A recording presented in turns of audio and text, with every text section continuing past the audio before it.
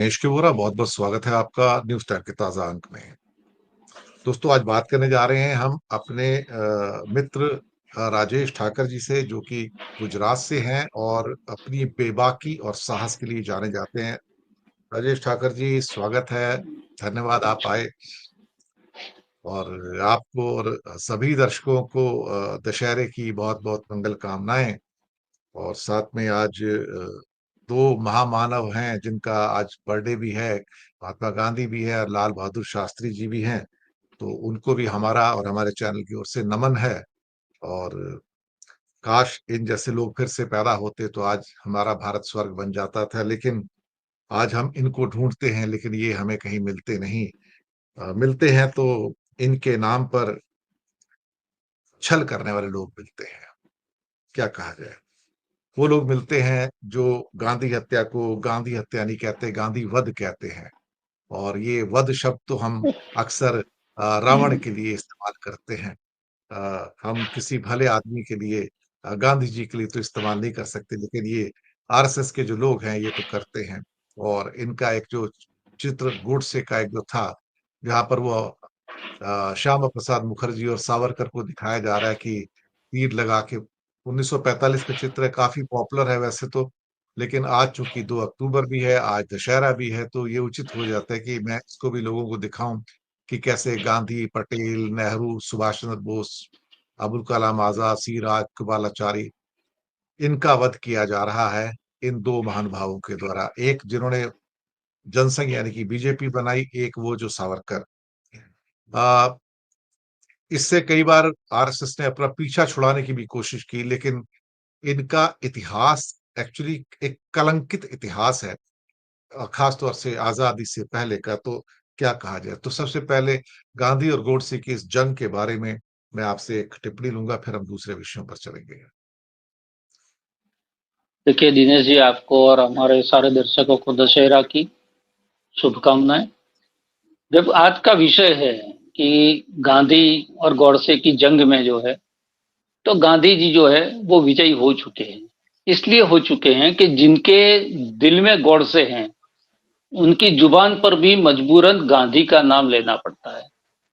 आज राष्ट्रीय स्वयंसेवक संघ के जो दशहरा का कार्यक्रम था, उस कार्यक्रम के अंदर मोहन भागवत साहब जब ये कहते हैं कि जो गांधी जी जो है वो देश के स्वतंत्रता के लिए तो उनका योगदान है वो अस्मरणीय है ही, लेकिन गांधी जी जो है वो स्वतंत्रता के बाद का भारत कैसा हो, उसका जो विजन उन्होंने दिया है हिंद स्वराज में, और उसके आधार पर जो भारत बनना चाहिए, उस भारत की चिंता मोहन भागवत आज अपने उद्बोधन के अंदर कर रहे हैं। तो आप समझिए कि गांधी की ताकत क्या है। उनको गोली मारने वाले लोगों के समर्थन करने वाले लोग भी खुलेआम ये नहीं कह सकते कि हाँ हम गौडसे के साथ हैं। उनको जो है गांधी की प्रतिमा के सामने नमन करना पड़ता है, पुष्पांजलि देनी पड़ती है। वो नरेंद्र मोदी साहब हो या मोहन भागवत साहब हो, आखिरकार जो है उन्होंने सावरकर की जो है महिमा मंडन नहीं किया आज के उद्बोधन में। उन्होंने जो प्रतिमा में पुष्पमाला की, वो सावरकर की प्रतिमा नहीं थी वहां पर, वो गांधी की प्रतिमा थी। ये गांधी की सोच जो है वो कितनी गहरी थी, गांधी की सोच जो है वो कितनी मुकम्मल थी, उसका उदाहरण है। आपने गांधी को गोली मार दी, लेकिन गांधी को खत्म नहीं कर पाए। आप जो है वो सावरकर को वीर बनाकर हीरो बनाने की कोशिश में लगे हुए हैं। उसके बावजूद भी दुनिया के जितने देश हैं उसमें 70% देश ऐसे हैं जिसके अंदर गांधी जी का कुछ न कुछ आपको मिल जाएगा। उनके म्यूजियम मिल जाएगा, उनके नाम का ग्रंथालय मिल जाएगा, उनकी प्रतिमा मिल जाएगी, कोई ना कोई चीज मिल जाएगी। आपके लिए आज भी अगर देश को राह दिखाने वाले कोई व्यक्ति के रूप में किसी को पेश करना है, तो ना आप तो गुरु गोलवलकर को पेश कर सकते हो, ना जो है डॉक्टर हेडगेवार साहब को पेश कर रहे हो, ना श्यामा प्रसाद मुखर्जी का जिक्र कर रहे हो, ना दीनदयाल उपाध्याय का जिक्र कर रहे हो। आप जिक्र किसका करना पड़ रहा है? तो वही जो औलिया फकीर था उसका आपको जिक्र करना पड़।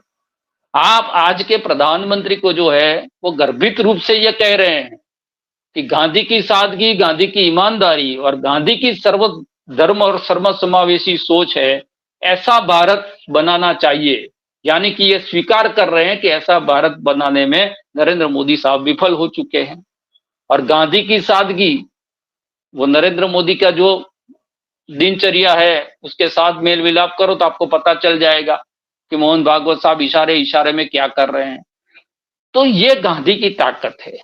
देखिए, एक ऐसा व्यक्ति जो न राजनीति के अंदर उसने प्रवेश किया, ना जो है वो सत्ता का कोई बहुत ऐसे बड़े पद पर रहा कि जिससे उसको याद किया जाए। एक आंदोलन के अंदर, वो सिर्फ ऐसा आंदोलन नहीं कि वो अंग्रेजों के खिलाफ था, उस आजादी के आंदोलन के साथ साथ सामाजिक आंदोलन जो है वो भी उन्होंने लड़ा। जो कुरिवाज थे, कुप्रथाएं थी, उसके खिलाफ भी उन्होंने आंदोलन लड़ा। जो वर्ण व्यवस्था थी, उस वर्ण व्यवस्था के खिलाफ भी जो है उन्होंने जन जागृति का काम किया। तो सिर्फ देश को अंग्रेजों से आजाद करने का काम नहीं किया, देश को जो है वो सामाजिक कुंठितता जो थी, जो संकुचितता थी, जो संकीर्ण सोच थी, उससे भी आजादी दिलाने का काम गांधी ने किया। आज भी जब स्वच्छता अभियान आप कर रहे हो तो आपको गांधी जी का चश्मा लगाना पड़ता है। उसमें उसमें जो है वो गॉडसे की सफेद टोपी नहीं लगती, काली टोपी नहीं लगती। अगर आपको जो है आज भी अगर अमृत महोत्सव बनाना है तो उसमें गांधी की तस्वीर लगानी आपको मजबूरी है। आप जो इसमें हेडगेवार साहब की तस्वीर नहीं लगा पाओगे। ये हिम्मत है आज के प्रधानमंत्री में कि अपने कार्यालय के पीछे गांधी की तस्वीर हटाकर वहां पर गॉडसे की तस्वीर डाल दे। तो कहने के लिए आप कुछ भी कहो, आप गॉडसे को जो है वो गांधी के बिना हीरो नहीं बना पाते। आपको गॉडसे का अगर बात करनी है तो आपको गांधी की बात करनी पड़ेगी। ये गांधी की ताकत है। और आज के दिन गांधी जी जो है वो प्रमाणित हो चुके उनके दुश्मनों के द्वारा, उनके जो विचार के सबसे बड़े आलोचक थे उनके द्वारा गांधी जी को प्रमाणित किया गया। ये गांधी के विचार की और गांधी की जो है वो कर्मनिष्ठा थी, उसकी विजय है। तो गांधी और गॉडसे के बीच में कोई जंग ही नहीं है। गॉडसे जो है वो एक गोली मारने वाला हत्यारा था। जो उमा भारती कहती है बिल्कुल ठीक कहती है कि पहला भारत का आतंकवादी अगर कोई था तो वो गॉडसे था। तो एक आतंकवादी की तुलना हम एक ऐसे औलिया फकीर से क्या करें कि जिसने जो है बिना लाठी चलाए, बिना हिंसा किए अंग्रेजों की इतनी बड़ी सल्तनत, उसको जो है उसकी नींवें जो है वो हिला दी और एक नए भारत का निर्माण करने की जो है वो पूरा कार्यक्रम था सफलता के साथ पूरा किया। तो गांधी जी की बात करना, देखिए ये तो ऐसा है कि कोई रास्ते पर जो है वो ट्रैफिक पुलिस गलती से आपसे 100 रुपया ले लेता है, उसके सामने भी आप बोल नहीं पाते, ऐसे लोग गांधी जी के बारे में बोल लेते हैं। जो अपने सोसाइटी के अंदर चेयरमैन के खिलाफ दो शब्द नहीं कह सकते, उसकी जो है तानाशाही के खिलाफ, वो लोग गांधी जी के बारे में कह देते हैं कि गांधी जी ने ये किया होता तो ये होता, ये किया होता तो ये होता। तो कहने के लिए आप कुछ भी कह लो, लेकिन आखिरकार जो है वो देश का नहीं पूरे विश्व जिसमें से प्रेरणा लेता है वो एक अगर वैश्विक व्यक्ति हो। गांधी जी ने कभी नहीं कहा था कि मैं विश्व का गुरु बनना चाहता हूं। गांधी जी ने कभी अपना मार्केटिंग नहीं किया था कि भाई मैं हूं तो देश को आजादी मिली है, मैं ही मैं हूं, मेरे अलावा कोई नहीं है। गांधी जी ने नहीं किया था ये। उसके बावजूद भी जो है सिर्फ देश नहीं विदेशों में जिस देश के खिलाफ उन्होंने जो है सत्याग्रह किया, उस देश के अंदर भी उनको मान्यता मिली हुई है। उस देश के अंदर भी जो है उनको पढ़ा जाता है, उनको जो है सुना जाता है, उनकी प्रतिमाएं हैं, उसका जो है सम्मान किया जाता है। तो ये गांधी की शख्सियत है, उससे हम गॉडसे की तुलना क्या करें। सही कहा आपने। गांधी नहीं होते तो भारत शायद आज भी गुलाम होता था, क्योंकि इतने सारे भारतीयों को एक साथ लेके चलने की प्रेरणा तो एक गांधी ही दे सकता था। और जो लोग गांधी की बुराई करते कि गांधी ने ये गलत किया वो गलत किया, तो गुलाम होता तो वो सारे के सारे अंग्रेजों के बर्तन भांडे मांज रहे होते थे या झाड़ू पोछा कर रहे होते थे, सारे के सारे लोग। जहां तक मेरी इंफॉर्मेशन है, दुनिया में कम से कम नहीं तो 102 देशों के अंदर गांधी की प्रतिमाएं बिल्कुल। हैं। 102, मैं एग्जैक्ट नंबर बता रहा हूँ, जो मुझे उत्तर एक्चुअली एआई से मिला है, तो वो हमारी मदद भी करता है कई बार अच्छी इंफॉर्मेशन के लिए। तो 102 देशों में है। और जहां तक यूनिवर्सिटीज की बात है, कितनी यूनिवर्सिटीज में पढ़ाया जाता है, उन्होंने कहा कि this is in thousands, it's difficult to count, but sometime ये बड़ा मुश्किल है कि कौन सी ऐसी यूनिवर्सिटी है जो गांधी का रेफरेंस नहीं देती कभी ना कभार, चाहे वो मैनेजमेंट का हो या कोई भी हो। लेकिन प्रमुखता के साथ जो आपकी कोलंबिया है या स्टैनफोर्ड है, कैलिफोर्निया है, हार्वर्ड है, सभी गांधी को रेफर करते हैं और उनके उनके कोर्सेज भी हैं। लेकिन क्या व्यथा है, कितनी विडंबना है कि ये गांधी की समाधि पर जाते हैं और जो माथा टेकते हैं, लेकिन जो गांधी का सत्याग्रह करता है, जो पैदल चलता है, पद यात्रा करता है, आमरण अनशन करता है, प्योर गांधी है, वो आज देशद्रोही है और उसे खूंखार अपराधियों की और आतंकवादियों की जेल जोधपुर में डाला जाता है, सोनम वांगचुक। तो ये कथनी और करनी है। ये जो आसुरी शक्ति है ना, जो गांधी को जेल में डालना चाहती है, कभी गांधी को जेल में डालती है, मैं उसे लद्दाख का गांधी कहता हूँ, इस भारत का नया गांधी कहता हूँ सोनम वांगचुक को। उसको ये जेल में डाल देती है और उसको कंडेम्ड सेल में रखा जाता है। इकलौता वहां पे कोई और नहीं आना चाहिए। बड़ी बड़ी फ्लड लाइट्स लगा रखी हैं, सीसीटीवी कैमरा लगाए हुए हैं और चौबीसों घंटे बूटधारी जो सैनिक उसका पहरा है, हाथ में पॉटिंग एक गन्स है। किसके लिए? सोनम वांगचुक के लिए सर। एक मतलब यानी कि जैसे अंग्रेज डरते थे गांधी से, तो अंग्रेजों का विरासत किसने फॉलो किया? आरएसएस और बीजेपी ने। आज वो सोनम वांगचुक से डरते हैं। देखो सर, क्या विडंबना है। वो गांधी से डरते थे और ये सोनम वांगचुक से डरते हैं। मतलब हिस्ट्री रिपीट इटसेल्फ सर। बिल्कुल सही बात की आपने। जिसके पास सत्ता है, संसाधन है, सेना है, पुलिस है, सिपाही है, इतनी सारी सिक्योरिटी की फोर्स है, इतनी सारी जो है संवैधानिक संस्थाएं हैं, यानी कि बादशाहत जो है उनके पास है। और लद्दाख जैसे एक देश के छोटे से, जिसको आपने यूनियन टेरिटरी बना दी है, वहां से 3-4 लाख लोगों का जो वहां पर बस्ती है, वहां से एक आदमी उठता है और मांग क्या रहा है? तो एक आजादी मांग रहा है, अपनी तरह से का लद्दाख मांग रहा है, पर्यावरण से जो है उनकी रक्षा करना चाहता है। उससे इतना डर कि उनको लद्दाख से उठाकर जोधपुर की जेल के अंदर बंद कर देना पड़े। तो बिल्कुल इतिहास जो है वो अपने आप को रिपीट करता है। और इतिहास हर वक्त के हीरो और हर वक्त के विलन जो है उसको लोगों के सामने प्रस्तुत कर देता है। तो आज जो है वो देश जो है वो एक अलग प्रकार के शासन व्यवस्था के सामने जो है वो संघर्ष कर रहा है। ये सही संघर्ष को जो है आगे बढ़ाए, ऐसा कोई एक नेता वो खड़ा नहीं हुआ या उनको स्वीकृति नहीं मिली। और इसलिए ये लंबा चल रहा है। जो भी शोषण, आर्थिक शोषण हो रहा है या शासन व्यवस्था के आधार पर जो शोषण हो रहा है, उसका जो है वो कालखंड लंबा हो रहा है।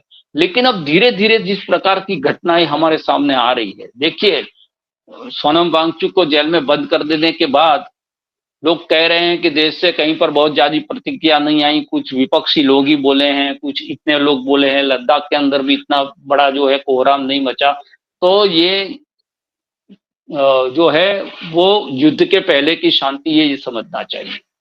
बहुत सारी चीजें ऐसी होती है कि ये जो ऐसी परिस्थिति खड़ी होती है उसमें लोग जो है रिएक्ट करना जो है वो भूल जाते हैं, वो सदमे में चले जाते हैं कि भाई एक ऐसा व्यक्ति जिससे किसी को क्या खतरा हो सकता है। और आपको जानकर आश्चर्य होगा, हमारे यहाँ के जो राज्यसभा के मेंबर है गोविंद भाई धौलकिया, जिनको अभी अभी जो है नरेंद्र मोदी ने राज्यसभा में गुजरात से भेजा है, उनकी माताजी के नाम पर एक अवार्ड चलता है 1 करोड़ रुपये नगद का। वो अवार्ड 2023 के अंदर गोविंद भाई धौलकिया के ट्रस्ट ने सोनम वांगचुक साहब को दिया था। और वही सोनम वांगचुक साहब, और उस वक्त जो है उन्होंने और सारे लोगों ने उनकी देशभक्ति, उनके पर्यावरण के लिए प्रेम, उनकी लद्दाख की कल्चर को बचाने की जद्दोजहद के बहुत प्रशंसा की थी। आज उसी पार्टी ने जो है वो राष्ट्रीय सुरक्षा के लिए वो खतरा है ये कहकर जेल के अंदर बंद कर दिया गया है। एक ऐसे आदमी को जिसने हिंसा जैसे ही शुरू हुई अपने अनशन को खत्म कर दिया कि भाई ये ये भी अगर हो रहा है। गांधी को फॉलो किया, बिल्कुल। गांधी ने भी किया था हाँ अपना एक आंदोलन हाँ ऐसे ही। हाँ हाँ हाँ, चौरा चोरी के चौरा आंदोलन के चौरी, बाद उन्होंने किया। चौरा चौरी हाँ आंदोलन। हाँ। तो तो जो है एक ऐसा आदमी है, वरना दूसरा आदमी क्या करता है? दूसरा आदमी मंच पर खड़ा हो जाता, 4 लोगों को गोली लगी, एक तेजाबी भाषण दे देता और 40 लोग मरते। लेकिन उनका काम कर जाता है, वो पॉलिटिक्स कर जाता है उस पर, लेकिन वो काम उन्होंने नहीं किया और उसी से ये लोग डरते हैं। देखिए ये लड़ने वाले हिंसक लोग हैं, उनको तो जो है गोली मारकर आप खत्म कर सकते हो, जेल में बंद कर सकते हो, लेकिन ऐसी जो ताकतें हैं वो ठंडी ताकतें होती हैं, वो आपको हर रोज जो है वो खतरा पैदा करती है, लोक जागृति का काम करती है। और जब लोक जागृति का काम होता है और जन जन के बीच में सरकार के विरुद्ध में एक ओपिनियन बनना शुरू होता है, तो फिर ये लोग डरते हैं, और डरते हैं तो फिर इसी प्रकार से प्रशासन को आगे करते हैं, लोगों को जेल में बंद कर देते हैं। लेकिन सोनम वांगचुक, आपने बहुत सही बात की थी कि मैं बाहर रहकर जितना काम नहीं कर सकूंगा लोक जागृति का, मुझे जेल में अगर इन लोगों ने बंद कर दिया तो अपने आप जो है लोगों के बीच में ये बात चली जाएगी कि ये सरकार हक और अधिकार की लड़ाई लड़ने वाले, लोकतांत्रिक रूप से जो है सरकार से कुछ मांगने वाले लोगों को किस प्रकार से उसके साथ व्यवहार करती है। और ये लद्दाख के बिल्कुल एक एक लोगों के बीच में चला गया है। लद्दाख के जो बीजेपी के लोग हैं वो भी सोशल मीडिया के अंदर बोल रहे हैं कि भी ये हुआ, ये गलत हुआ। भारतीय जनता पार्टी के पेरोल पर जो लोग थे, जो सेना के जो है वर्दी पहनकर टीवी डिबेट में आ जाते थे, ऐसे लोग भी अपने ओपिनियन दे रहे हैं कि ये जो किया है वो गलत किया है, सरकार को उसको सुधारना चाहिए। मतलब कि आप समझो कि ये लद्दाख के लोग नहीं थे, ये तो भारतीय सेना थी। ये उनका जो है एक आउटसोर्स सेना थी उनकी, उनको मदद करती थी, बहुत सारे रूप में उनको हेल्प करती थी। ऐसे लोगों को आप जब देश से अलग करने की कोशिश करो, अलगाववादियों की तरह से या देश के दुश्मन की तरह से पेश करो, या विदेशी षड्यंत्र है उसमें शामिल है इस प्रकार से पेश करो, तो कहीं ना कहीं आप जो है एक देश के भक्त लोग जो हैं, खरे रूप में जो राष्ट्र प्रेमी लोग हैं, उनको देश की जड़ों से काटने का काम करते हो। और उससे जो खतरा पैदा, आज मोहन भागवत साहब ने उस बात को भी एड्रेस किया है। उन्होंने कहा है कि भाई आप अगर लोक हित का काम नहीं करते तो लोगों के अंदर आक्रोश पैदा होता है, और नेपाल में जो हुआ या बांग्लादेश में जो हुआ उससे खुश होने की जरूरत नहीं है। वहां पर भी जो हो रहा है वो कोई गैर नहीं है, वो भी अपने हैं। तो आप जब इस प्रकार की पॉलिटिक्स से जो है वो राजनीतिक फायदा उठा सकते हो, लेकिन देश का उससे बहुत बड़ा नुकसान होता है। और ये समझ गए थे कि हमें राजनीतिक रूप से सोनम वांगचुक जो है वो बहुत बड़ा खतरा पैदा कर रहा है। अगर हमें लद्दाख देने पर मजबूत कर दिया, उसको पूर्ण राज्य का दर्जा देने का, तो फिर जो है हमारी धारा 370 हटाना और कश्मीर को जो है वो आजाद करना, वो सारी जो बातें थी वो गलत साबित हो जाएगी। तो अपने नैरेटिव को बचाने के लिए उन्होंने सोनम वांगचुक साहब को जो है जेल के अंदर बंद कर दिया।